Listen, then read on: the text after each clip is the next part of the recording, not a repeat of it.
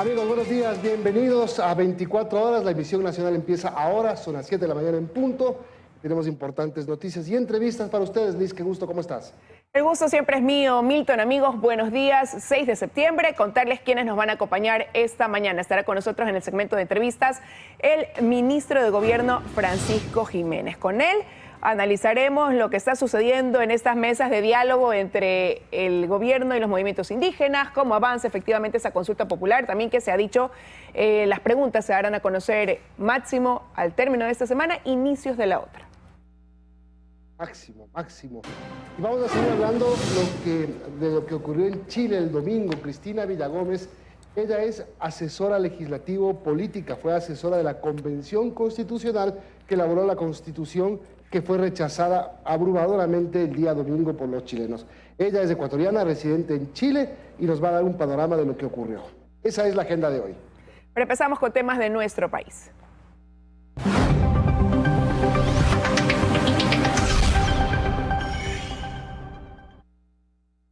Bueno, y esta noticia es importante no solo para la capital, sin duda para el país, porque esta obra es inmensa. La empresa operadora Metro de Medellín, Transdev, fue seleccionada como la oferente que continuará en la etapa precontractual en camino a la operación del Metro de Quito. Así es, la suscripción del contrato se prevé para la primera semana de octubre y se ha dicho que ya la primera fase del metro estaría operativa en diciembre. Veamos. 129 millones de dólares es el contrato. Conformada por el Metro de Medellín y Transdev de Francia, fue la seleccionada este lunes. Suscribimos ya los documentos finales de la evaluación y tenemos ya la empresa seleccionada. Nuevamente, creemos que hay razones para estar alegres porque esto nos habilita para continuar el proceso. Gustod agregó que ahora continuará la etapa precontractual. Básicamente tenemos que lograr que el directorio de la empresa pública Metro de Quito apruebe el presupuesto plurianual que necesitamos para poder cubrir el costo de la operación. Luego de ello hay que obtener el dictamen favorable de la Contraloría General del Estado. Toda la documentación habilitante del proceso será publicada en el portal de contratación pública como lo indica el reglamento. Y que con ello se habilita al continuar la relación con la empresa para llegar a la operación de la primera línea de Metro de Quito en el mes de diciembre como está previsto. La empresa elegida hizo una oferta de 129,9 millones de dólares para operar el Metro de Quito durante los próximos 6 años, es decir, hasta el 2028. Estamos muy satisfechos de haber podido presentar esa oferta, que para nosotros es una oferta mejorada en términos de contenido, en términos de calidad. Tomás Laverne, representante de la empresa, aseguró que empezarán a trabajar lo antes posible. El mejor esfuerzo y toda la voluntad para optimizar el tiempo de forma, digamos, responsable con toda la seguridad y las tareas que tenemos adelante. Todo el proceso contó con la veeduría de Quito Honesto, la iniciativa de transparencia COST, los organismos multilaterales de financiamiento, entre otros. En Quito, Natalie Jiménez, 24 horas.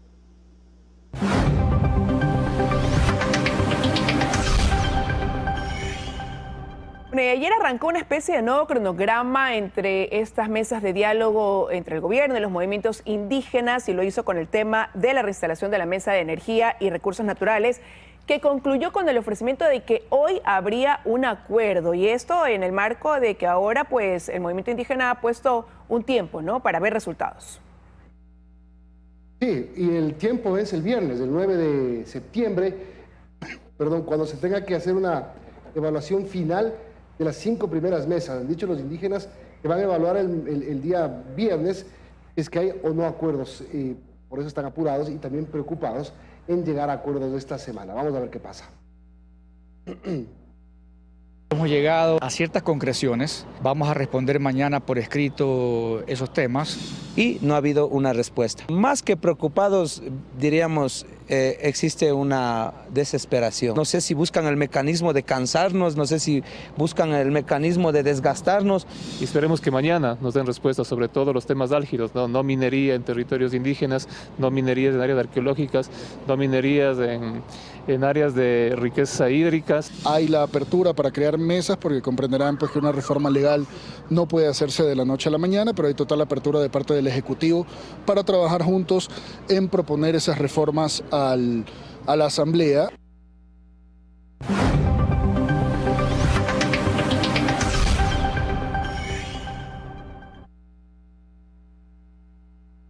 Y literalmente es así, están buscando votos, los 5 que faltaron la semana pasada para censurar y destituir a los vocales del Consejo de la Judicatura.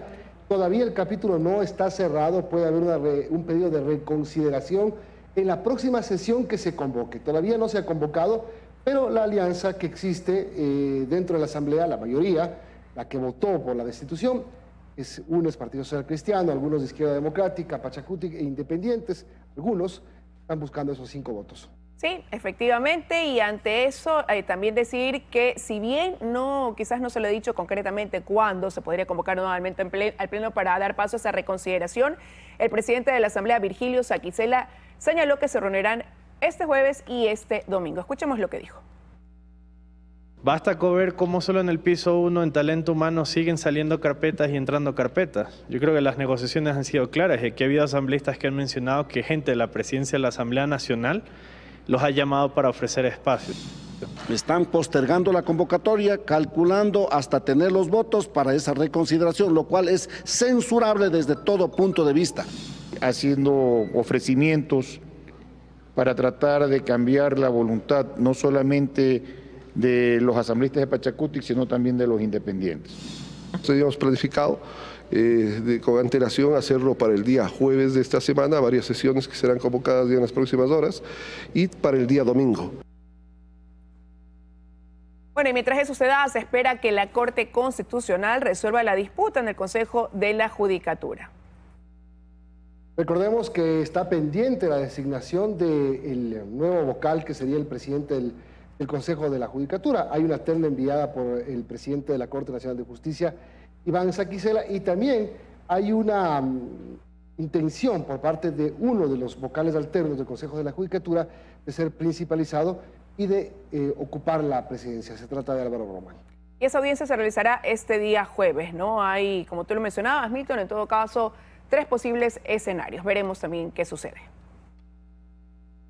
No es secreto que el Consejo de la Judicatura sigue en disputa. Quién se hace cargo será decisión de la Corte Constitucional, mientras que en el Consejo de Participación Ciudadana y Control Social, 6 de los 7 consejeros se ratifican en pedir al presidente Hernán Ulloa que lo resuelvan ellos. Nosotros tenemos la potestad constitucional de resolver. Y explica que debieron tramitarlo hace mucho, pero entonces no fueron informados. La primera ocasión que el doctor Iván Saquicela envió la terna, la tuvo durante 83 días sin haberla hecho conocer. Independientemente de lo que ellos decidan y si el Consejo trata o no la terna que ya envió la Corte Nacional de Justicia para que de allí se elija al presidente del Consejo de la Judicatura, este jueves la Corte Constitucional realizará una audiencia para escuchar los argumentos. Ahora han adelantado el conocimiento de este caso, lo que hace prever que en las próximas semanas ya tendremos una decisión. Ha decidido dar preferencia a este caso dada la connotación. Y en la resolución, señala García, hay 3 posibles escenarios.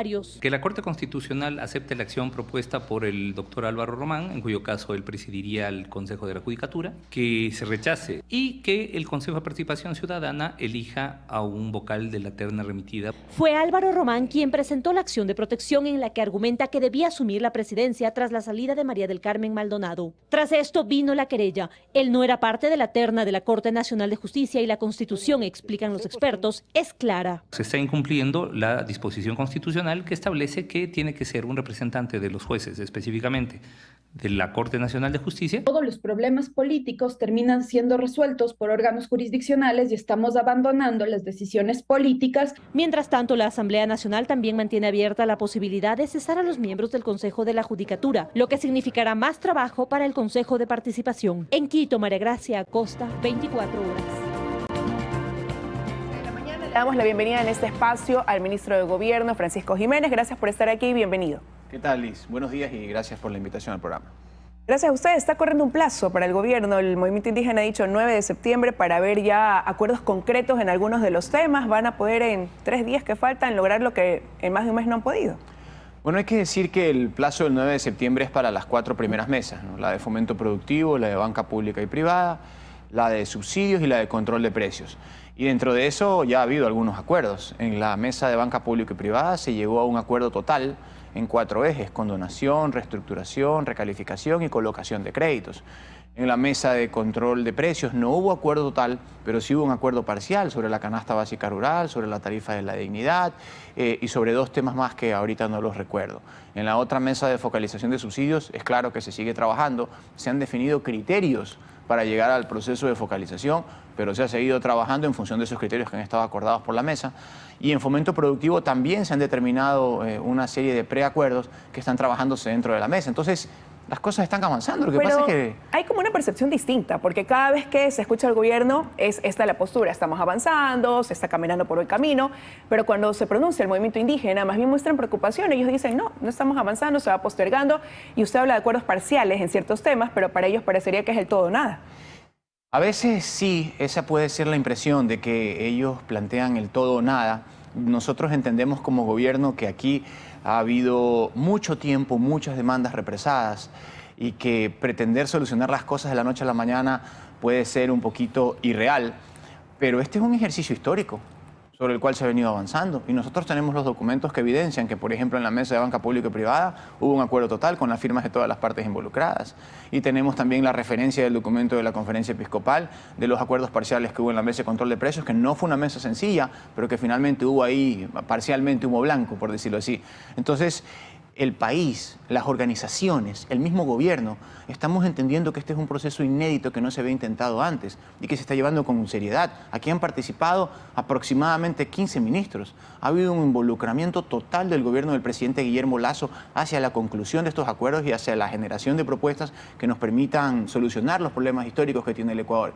Pero no podemos hacerlo de la noche a la mañana. Y tampoco podemos hacerlo con imposiciones. Y tampoco podemos hacerlo violentando la normativa legal, porque nosotros representamos al Estado, representamos al gobierno. Hay cosas a las que podemos acceder, hay cosas que no, y hay cosas que podemos replantear. Y esa es la actitud que hemos mantenido y que vamos a seguir manteniendo. Milton. Ministro, buenos días. Sí, hola, Milton, buenos días.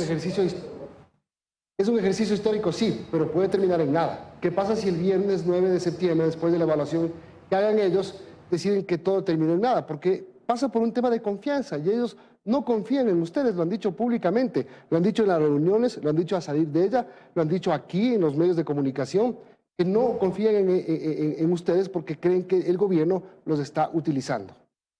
Bueno, nosotros sí confiamos en los 18 millones de ecuatorianos. Nosotros sí confiamos en que estamos actuando de buena fe. Nosotros sí confiamos en que estamos actuando con transparencia. Nosotros sí confiamos en que estamos sentados para adoptar soluciones. Ellos tienen derecho a no confiar. Yo creo que el tiempo sabrá darle la razón a quien la tenga. Nosotros, independientemente de la circunstancia en la que hayamos estado o del actor con el cual hayamos interactuado, siempre hemos actuado de la misma forma, con claridad, con transparencia, con la verdad sobre la mesa y sobre todo diciendo aquello en lo que podemos conciliar, que es posible, y aquello en lo que no podemos conciliar y tenemos que buscar alternativas. Yo sé que hay una historia aquí difícil, sobre todo en los últimos 15 años, pero en particular desde la República, donde siempre los supuestos procesos de desarrollo llevados a cabo por los gobiernos se hicieron de espaldas a las grandes mayorías y se hicieron de espaldas a los sectores más populares y más desfavorecidos del Ecuador, pero nosotros somos distintos y nosotros lo estamos probando dentro de la mesa. Claro que la retórica y el discurso puede decir otra cosa, pero al final del día, cuando nos levantamos de las mesas y nos vamos a acostar en la noche, nos dormimos tranquilos sin necesidad de pastillas. ¿Por qué? Porque estamos actuando correctamente. Y porque sabemos... Bueno, usted dice, nosotros confiamos en los 18 millones de ecuatorianos. Según la última encuesta, 17% confía en el presidente Lasso. ¿Con esa credibilidad ustedes van a seguir adelante, ministro?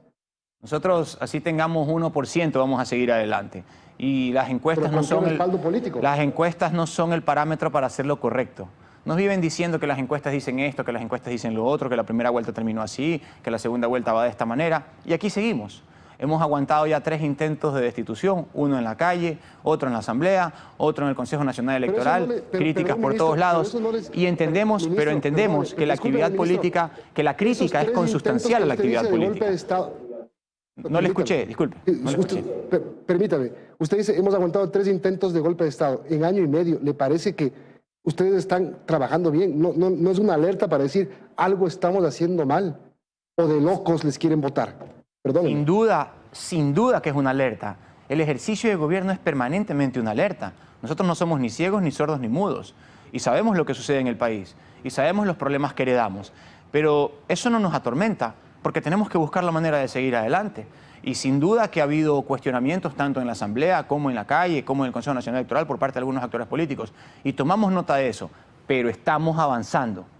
Y nos sentamos en las mesas de diálogos a solucionar los problemas del país. Y vamos a proponer una consulta popular que también va a buscar solucionar problemas institucionales. Y vamos a actuar con firmeza, pero también con serenidad respecto de los problemas que atacan a todos los ecuatorianos, particularmente el tema de la seguridad. Nosotros no estamos aquí simplemente para calentar una silla, ni para estar mirando todas las mañanas las encuestas a ver si la gente nos quiere o no nos quiere. Nosotros estamos aquí para hacer lo correcto y para tomar las decisiones que tenemos que tomar en función de los 18 millones de ecuatorianos. Porque, ministro, esa alerta basada quizás en ese porcentaje de credibilidad que mencionaba Milton es lo que algunos señalan que ha hecho que el gobierno se demore tanto, dilate tanto el dar a conocer las preguntas que van a ir en la consulta popular, el que se hayan tomado tanto tiempo pese a tantos anuncios que han ido postergándose, ¿no?, para poder dar ejecución a la misma. Hemos sido cuidadosos allí, eso es real. Hemos sido muy atentos a cuáles son las necesidades institucionales que tiene el país, a cuáles son los problemas institucionales que tiene el país. Pero nunca está mal profundizar en los problemas del Ecuador. Y hay que tomarse un tiempo. La gente dijo, no, tenían que haberla planteado, ni bien llegaron al gobierno, porque entonces la popularidad estaba más alta y entonces había más condiciones de aprobarla. Pero para nosotros eso es un aspecto que tiene que terminar siendo secundario. Lo más importante es hacer las preguntas correctas. Lo más importante es saber qué es lo que verdaderamente piensa la gente. Lo más importante es ver cuáles son los nudos que todavía tiene nuestra institucionalidad para fundamentar o para funcionar adecuadamente. Porque a nosotros no nos interesa plantear algo para solucionar el problema del gobierno del presidente Lasso respecto de la coyuntura. Para nosotros nos interesa presentar una consulta popular para solucionar los problemas institucionales del Ecuador. Y si esto nos ayuda a nosotros, pues está bien, mucho mejor. Pero por sobre todo necesitamos un país que funcione, que ataque los problemas de inseguridad y que permita trabajar al Ejecutivo y al Legislativo de forma coordinada. Y han dicho 3 temas, institucionalidad, seguridad y economía. Usted ayer decía 10 preguntas por referendo, 2 quizás por consulta. Sí. ¿Cómo se enmarcan los temas en cada grupo a lo mejor? La mayoría de las preguntas tiene que ver con seguridad. Nosotros estamos hablando de 4 a 5 preguntas en materia de seguridad. Otras 3 o 4 preguntas en materia institucional, que también es importante. Y finalmente será 1 o 2 preguntas en materia de economía. Esa es la proporción. Ahí sobre eso no hay misterio. La seguridad, la inseguridad es el principal problema que tiene el Ecuador. Y nosotros tenemos que atacar ese problema. La institucionalidad es un problema importante que tiene el país y tenemos que aprovechar esta consulta popular para diseñar condiciones de una mejor institucionalidad de funcionamiento respecto del Ecuador. Y complementariamente también es una buena oportunidad para hacer 1 o 2 preguntas en economía. Pero ojo, nosotros no queremos abrumar a la gente con preguntas económicas, porque para eso está la Asamblea. Para eso tenemos que cumplir nuestro rol, tanto los actores políticos de la Asamblea como el Legislativo. Queremos concentrarnos en lo principal, que es seguridad e institucionalidad, y complementariamente en el tema económico. Milton. Bueno, yo le podría decir a usted, ¿por qué preguntan cosas de seguridad si para eso está el gobierno? Porque el gobierno tiene un margen, pero cuando usted quiere, por ejemplo, que las Fuerzas Armadas tengan un rol más importante en la calle y existen candados constitucionales, entonces hay que preguntarlo, porque la ciudadanía debe poder pronunciarse sobre estos aspectos que son importantes. Nosotros formamos parte de un ordenamiento jurídico que tiene que ver con una serie de convenios internacionales que hemos suscrito. Formamos parte de la Convención Interamericana de Derechos Humanos y si queremos cambiar algunos aspectos normativos del rol de algunos actores respecto del involucramiento en seguridad, tenemos que ir a la base, al pueblo, que es la fuente primaria del poder. Ministro, ¿ustedes están seguros de que la Asamblea, de que la consulta popular es el camino? ¿No toman nota de lo que acaba de pasar en Chile, por ejemplo? Presidente Boric, con menos de un año de gestión, el rechazo que acaba de recibir, porque la consulta popular que se perdió el domingo fue una calificación a la gestión de Boric también. De hecho, lo que sucedió el domingo en Chile nos refuerza la tesis de que la consulta popular es el camino. El pueblo debe poder pronunciarse. Y si le dice no a una constitución o a los parámetros de una constitución que buscaba implementar condiciones que no eran buenas para la institucionalidad chilena, entonces mucho mejor. En este caso, nosotros no vamos con beneficio de inventario, pensando que la consulta popular va a ser la panacea a todos los problemas. ¿Va a ayudar? Sí. ¿Va a ser una herramienta muy útil? También. Pero aquí el depositario final de ese pronunciamiento es el pueblo ecuatoriano y nosotros siempre hemos tenido confianza en el pronunciamiento del pueblo. Ahora no hay razón para pensar distinto, estamos actuando correctamente, vamos a plantear las preguntas y obviamente tenemos la confianza de que esas preguntas podrán ser aprobadas por la mayoría del pueblo ecuatoriano. Y usted hace un momento decía, hay temas que le competen a la Asamblea y deposita la confianza en la Asamblea, y eso a propósito de quizás de que se han sentado ya a conversar Ejecutivo y Legislativo. Pero en la práctica, en los temas que están por fuera, ¿siguen teniendo ese bloqueo permanente? Bueno, es que el pueblo ecuatoriano es el que eligió a sus representantes en la Asamblea, pero la realidad es que la Asamblea existe. Yo no puedo ponerme una gorra cuando estaba de asambleísta y luego quitarme y ponerme otra gorra cuando estoy de ministro de gobierno, porque he compartido los dos roles apenas en un escaso tiempo de menos de 2 años. Y entiendo las dinámicas de la Asamblea.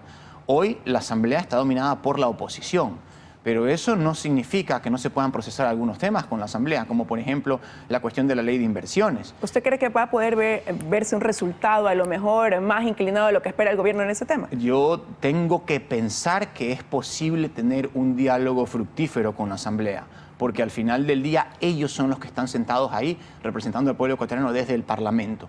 Y nosotros somos el Ejecutivo y tenemos la potestad para presentar esas iniciativas, pero la Asamblea debe poder desarrollar la capacidad de actuar con responsabilidad. Entonces, hoy se ha establecido ya una especie de una comisión técnica legislativo-ejecutiva. Yo pues estaba con otras funciones y no pude ir en ese momento. Hay una agenda que está armada para empezar a trabajar el proyecto de ley de inversiones, al menos en los aspectos que tienen que ver con transformación digital y zonas francas. Hay unos días que ya están fijados. Tenemos que tener la confianza de que eso pueda avanzar. Y si no avanza, tenemos que tener la posibilidad de reinventarnos y ver cómo vamos a hacer impulsar las cosas que nos parecen importantes. Pero nosotros tenemos que actuar conforme siempre hemos actuado, con buena fe, con claridad y con transparencia. Mire lo que está pasando en la Asamblea. Siguen buscando 5 votos para reconsiderar, otra vez llevar a consulta del Pleno, a votación, el censurar y destituir a los miembros del Consejo de la Judicatura. Sí, he visto que están bastante activos todavía buscando esos 5 votos. Ojalá que no los encuentren, no creo que los vayan a encontrar. El pronunciamiento de los asambleístas fue claro. He visto las declaraciones aquí mientras estábamos sentados antes de entrar a la entrevista sobre las declaraciones de algunos asambleístas y yo creo que tienen mucha claridad sobre cuál es la problemática de ese tema. Yo no quisiera ahondar en criterios que ya toda la ciudadanía conoce y nosotros tenemos la plena confianza de que esa reconsideración no va a prosperar y que se va a favorecer la institucionalidad de quienes actualmente están laborando en el Consejo de la Judicatura. Milton. ¿Y ustedes están haciendo, ministro, algo para que esos 5 votos no se encuentren? No, nosotros hemos hablado con los asambleístas, les hemos explicado nuestras razones, nuestros criterios y nuestros conceptos de cómo se debe más bien fortalecer la institucionalidad de un país y que no es bueno tener cambios ahorita. No es un discurso nuevo, siempre lo hemos sostenido, lo sostuvimos respecto de la expresidenta Guadalupe Llori, lo hemos sostenido respecto de las distintas instituciones y ahora no es un caso distinto. Lo que apelamos es a la sensatez y a la racionalidad de la Asamblea para que las cosas se mantengan como están. ¿Por qué el gobierno prefiere que se quede el actual Consejo de la Judicatura? ¿Ustedes no ven el estado actual en el que está la justicia en este país, empezando por el papel higiénico y terminando por las injerencias grabadas por teléfono? La justicia debe reformarse desde la justicia. Eso es lo que manda la independencia de poderes. Es un concepto básico y elemental. Por eso, y para eso... ¿Por qué el gobierno se mete a buscar que se queden los actuales vocales Porque la coyuntura dentro de lo que ha sido este juicio político no ha demostrado que existan razones contundentes para que se los cambien y porque todo parece pensar que se trata de una movida política dirigida a mantener intereses sectoriales. Y en todo caso, lo que está claro es que el Consejo de la Judicatura debe poder tener en sus manos las herramientas para reformar en su conjunto la Administración de Justicia. Y en este momento no es la circunstancia adecuada para que las cabezas cambien y luego se pueda retroceder en todas las reformas que ya se venían ampliando por parte de ese Consejo. O sea, ¿usted reconoce que el gobierno sí se está metiendo para que la justicia ahora se mantenga como está? No, yo lo que estoy diciendo es que el Consejo y la Administración de Justicia debe reformarse desde la Administración de Justicia y que el Consejo de la Judicatura necesita estabilidad e institucionalidad para poder impulsar las reformas que ellos mismos dictan y que ellos mismos deben ejecutar e implementar. Gracias, ministro. Queremos agradecerle al ministro de Gobierno Francisco Jiménez por haber estado con nosotros esta mañana. Que tenga un buen día, Gracias a usted, ministro. Liz, y gracias a Milton también. Nos vamos Gracias. a una pausa. A una pausa, 7:30 de la mañana y ya regresamos. Ella es ecuatoriana, residente en Chile, asesora legislativa, política, asesora de la Convención Constitucional de Chile. Trabajó por el rechazo a la Constitución que finalmente no fue aprobada el domingo. Cristina, gracias por acompañarnos. Buenos días. Y lo primero es que necesitamos entender acá en el Ecuador qué fue lo que pasó, en qué parte del camino la gente, ese 78% que en su momento dijo, sí, quiero nueva Constitución, se transformó en un 62% que dijo, ya no quiero esa Constitución. Hola Milton, hola Liz, un saludo a todas las personas que nos están escuchando, muchas gracias por este espacio. Bueno, realmente Chile quería una nueva Constitución y ese planteamiento se mantiene. Chile quiere una nueva Constitución, pero definitivamente no cualquier Constitución. El trabajo que hizo la Convención Constitucional realmente fue penoso, partiendo desde las actuaciones de los convencionales, que fueron disfrazados a la Convención Constitucional de Pikachu, de dinosaurio, otros convencionales que mintieron diciendo que tenían leucemia cuando en realidad no tenían ninguna enfermedad, otros convencionales que dijeron que los acuerdos se iban a tomar exclusivamente por parte de la izquierda más radicalizada, dejando de lado a todo el centro político y a la derecha. Entonces, eso fue en principio una de las grandes cosas que afectó al proceso. Pero adicionalmente a eso, cuando el texto se empieza a escribir y se empieza a publicar lo que decía el texto, la gente empezó a decir, esta Constitución no nos representa, no representa la realidad chilena. Yo creo que hubo 2 puntos que marcaron, o 3 puntos que marcaron realmente un punto pivotal. Me atrevería a decir que el primero de ellos fue la plurinacionalidad que se trató de plantear en Chile, una plurinacionalidad absolutamente desbocada que no condice con la realidad chilena.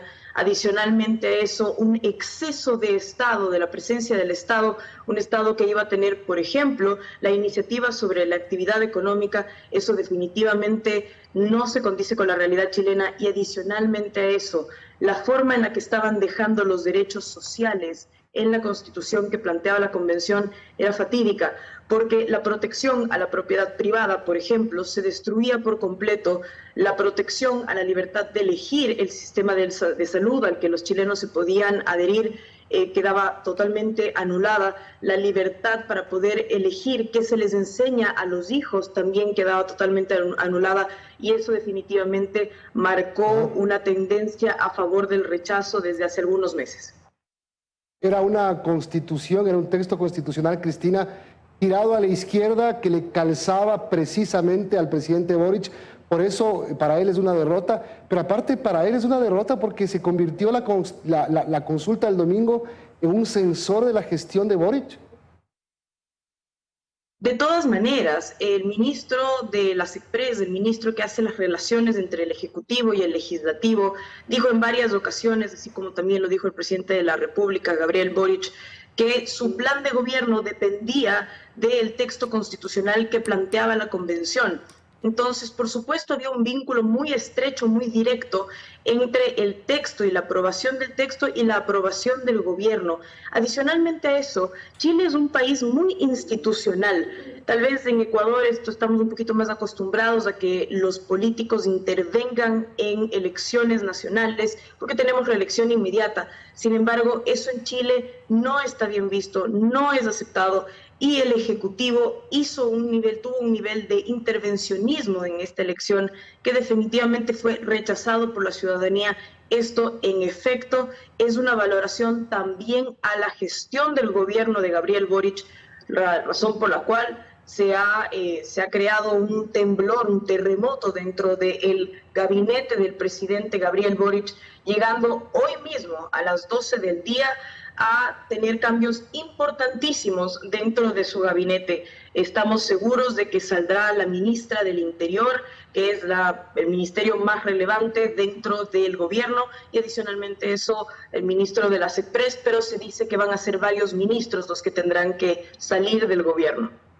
Cristina, buenos días. Claro, se había dicho en primera instancia que el jueves se producirían esos cambios, ya tú mencionas que será hoy mismo al mediodía, pero Ahora Gabriel Boric habla de una unidad nacional para replantear nuevamente lo que sería una nueva constitución para Chile. ¿Por dónde va a pasar el tema? ¿Por el cambiar los textos y mantener esos temas que ya formaron parte de la propuesta? ¿O más bien revisar incluso los temas? ¿Darle un giro, un cambio total? Bueno, para ser honesta, la derecha, la centro derecha fue la primera en plantear que la Constitución, el proceso constituyente iba a seguir, incluso si se rechazaba la Constitución de la Convención. ¿Por qué? Porque se decía que la primera pregunta ya estaba resuelta. Los chilenos querían una nueva Constitución, pero no cualquier Constitución, no una Constitución mal hecha.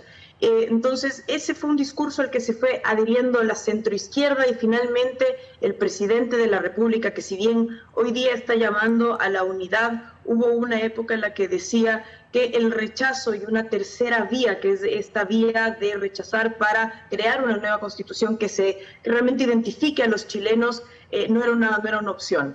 Entonces, sí, en efecto, el presidente hoy día está llamando a la unidad. Yo creo que era un deber del presidente llamar a la unidad. Y por supuesto, el poder constituyente, el poder de saber qué es lo que va a pasar, cómo se va a hacer esta nueva constitución, regresa al legislativo.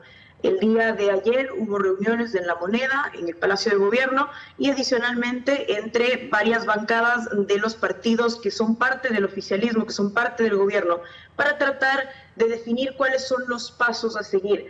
Nada está dicho en este minuto, no podemos asegurar con toda certeza que va a haber una nueva asamblea, una nueva convención constituyente.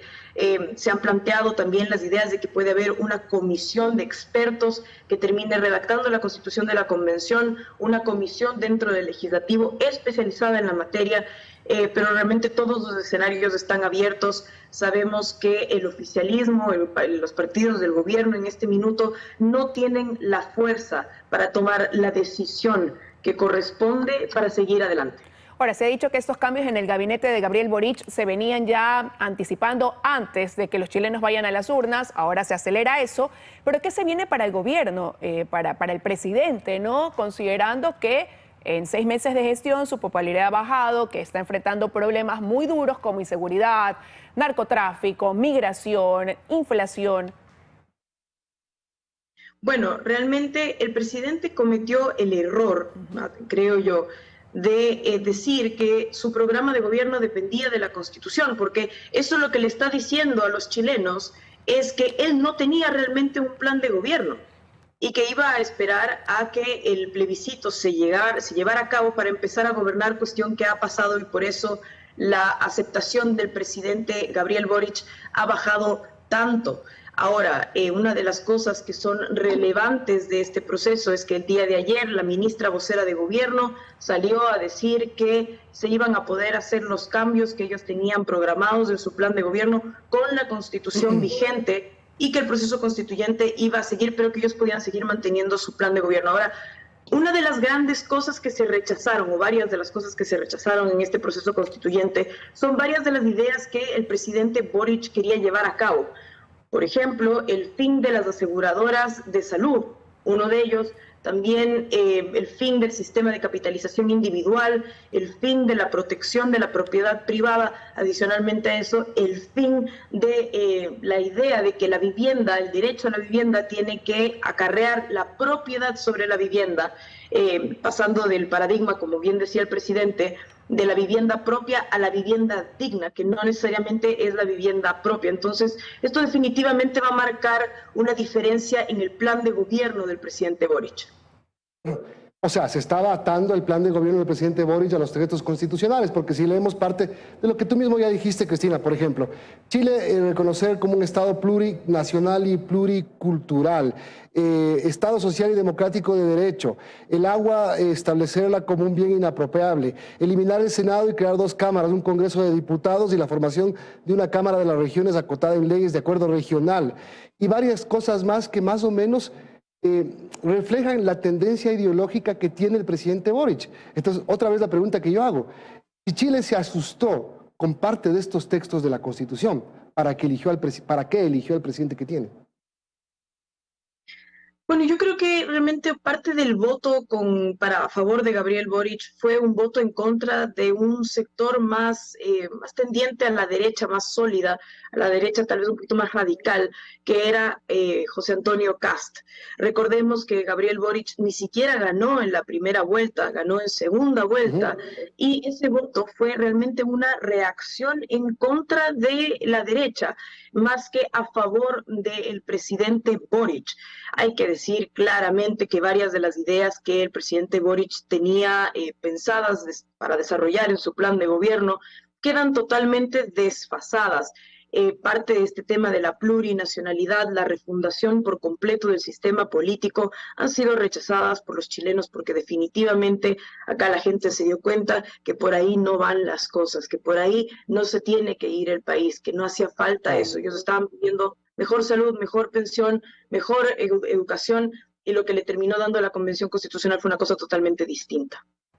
Ahora, el presidente Boric sale el domingo en la noche, reconoce la victoria del rechazo, reconoce como una victoria contundente el no, y sale con una, actitud de buscar esos consensos. Número uno, ¿tú le crees al presidente Boric? Y número dos, aparte de todo, si le creemos o no le creemos, si los chilenos le creen o no le creen, le queda un gobierno enterito. ¿Le queda un rango de maniobra para poder gobernar y salir avante? Bueno, creerle al presidente o no creerle al presidente, realmente la decisión no está en sus manos. Hay un acuerdo generalizado de que va a haber una nueva constitución y que esa constitución se va a trabajar con todos los sectores políticos que están dentro del espectro democrático. Entonces, realmente, más allá de creerle o no creerle al presidente, la decisión no está en sus manos. Quisiera decir que él va a tener la habilidad política, creo yo, para poder generar algunos consensos. Sin embargo, él no va a ser quien marque la pauta. Esta derrota es realmente intensa para su gobierno, y pienso que él no va a tener la fortaleza para seguir llevando a cabo todos los programas que quería llevar a cabo. En este momento, la relación entre el Ejecutivo y el Legislativo dentro de Chile está bastante golpeada, y pues realmente yo creo que el poder va a terminar siendo más concentrado en el Legislativo, cuestión que también pasó en los últimos meses del gobierno de Piñera. Cristina, y considerando ese escenario, ¿no?, y ese contundente respaldo al no, ¿es conveniente volver a plantear el tema sobre la marcha, o más bien hacer una pausa y pensar quizás en frío el camino a seguir por parte de los chilenos en este tema? Hay diferentes voces que están hablando de ese tema. Hay algunos que creen que se tiene que empezar a plantear ahora mismo cuál va a ser el camino a seguir el día de hoy. Los partidos de la oposición se van a reunir con el gobierno después del cambio de gabinete. Y hay otros partidos que son del socialismo democrático que están planteando la idea de que tal vez es momento para tomar una pausa, para pensar bien si es que una nueva convención constitucional es realmente el camino, si es que estamos en las condiciones para volver a ingresar en este proceso que generó muchísima inestabilidad, mucha inseguridad dentro de Chile. Entonces, realmente lo único que les puedo decir es que las cartas están sobre la mesa, la decisión no se sabe exactamente cuál va a ser. Pensaría yo que lo más adecuado es tomar una pausa, poner los pies sobre la tierra, pero eso definitivamente lo van a decidir otras personas. Gracias, Cristina. Me estaba tratando de acordar toda la entrevista. La palabra que te escuché decir anoche con Carlos Vera es una constitución infame. Eso fue lo que dijiste. Sí, de todas maneras. O sea, Milton, Liz, imagínense si es que a nosotros en el Ecuador la Asamblea Constituyente nos hubiese propuesto una plurinacionalidad que tenía 11 sistemas de justicia indígena distintos, sin ningún tipo de límites, es decir, que no se rijan dentro de una circunscripción territorial, que puedan juzgar materias penales entre personas indígenas y personas mestizas, una plurinacionalidad con territorios autónomos que tenían autogobierno, jueces propios, leyes propias, símbolos patrios propios, cédula de identidad diferenciada, es decir, todos los elementos que podría tener un Estado independiente. Yo creo que los ecuatorianos hubiésemos dicho que eso era absolutamente inviable, y eso fue lo que la Convención Constitucional le plantea a Chile, un país que tiene definitivamente menos población indígena que el Ecuador. Una cosa realmente que no hacía ningún sentido, que rompía con la tradición jurídica chilena y que no tenía realmente ni pies ni cabeza, incluso que tenía errores gramaticales. Gracias, Cristina. Gracias a la abogada Cristina Villagómez. Vamos a hacer una pausa, 7:51 de la mañana, pero enseguida regresamos con más. Para salir en Quito, porque como ya estamos en clases nuevamente, casi al 100% hay más tráfico. Esta imagen es del sector del Seminario Mayor, en el centro norte de Quito, en la avenida América y la Gasca. Bueno, y vemos que la temperatura, Milton dice 10 grados centígrados, pero hay solcito, está muy frío. Sí, pese a que está despejado, hace frío, tenga cuidado, también abríguese, 10 grados, sí. No le creía a nuestra productora Joana, 10 grados, sí, es lo cierto, 10 grados. Bueno, así amanece Quito.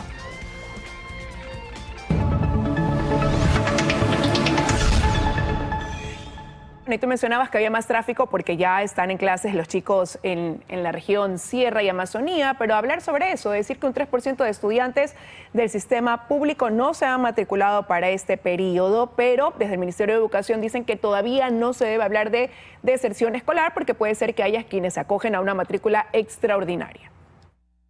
Ha dicho la ministra de Educación que están haciendo un estudio de lo que ha pasado, porque todo tiene que ver con la crisis económica, con la pandemia del COVID-19, con la teleeducación a la que fueron sometidos los estudiantes durante 2 años.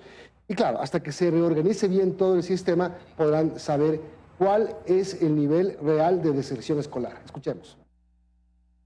Si bien nosotros estamos conscientes que aquí puede existir, este momento sería muy prematuro dar una cifra porque todavía nos falta todo el proceso de matrícula extraordinaria. Estamos realizando un análisis técnico de ambas matrículas, tanto de Costa, Galápagos como Sierra Amazonía, para presentar información de la evaluación técnica de este progreso para poder identificar con mayor certeza si es que estamos enfrentando un tema de rezago o un tema de abandono o si simplemente estamos viendo una reorganización de la población. Bueno, aunque para el INEC sí hay más de un 4% de estudiantes que encajarían dentro de una deserción escolar, por los motivos que tú ya mencionaste, Milton. Bueno, y esperemos que a los chicos de la Sierra y Amazonía que empezaron ya sus clases 100% presenciales vaya bien, que tengan un gran año lectivo, que se nivelen en todo lo que dejaron de percibir durante estos 2 años que parecieron 10 de educación, que les vaya bien. Que así sea, que les vaya bien. Con eso aquí estamos No me equivoco, digo, no la pierdo, empato. Con eso aquí ya estamos concluyendo. Será hasta el día de mañana con nosotros en este espacio. Bien, las noticias locales. Buen día.